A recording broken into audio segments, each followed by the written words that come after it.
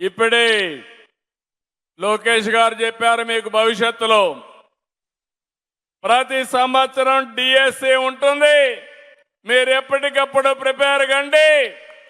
ఎన్ని వేకెన్సీలు వస్తే ఏ శాఖ అయినా కొంత నిర్లక్ష్యం చేస్తాం, కానీ విద్యాశాఖను మాత్రం నిర్లక్ష్యం చేయమని మరొక్కసారి మీ అందరికి హామీ ఇస్తున్నాం. సంకల్పం మంచిదైనప్పుడు ఆటోమేటిక్గా దాన్ని సాధిస్తాం.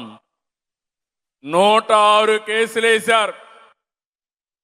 మన దగ్గర ఒక ప్రతిపక్షం ఉంది, చేతగాని పక్షం, మంచి చెయ్యలేరు, మంచి జరిగితే చూసి సహకరించలేరు.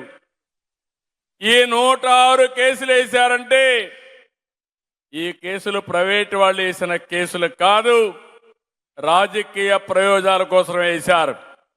అయితే ఎప్పటికప్పుడు శ్రద్ధ పెట్టి మొత్తం కూడా ఒక్క కేసు కూడా నిలవకుండా సుజావుగా డిఎస్సి నిర్వహించిన వీళ్ళని మనస్ఫూర్తిగా అభినందిస్తున్నాం.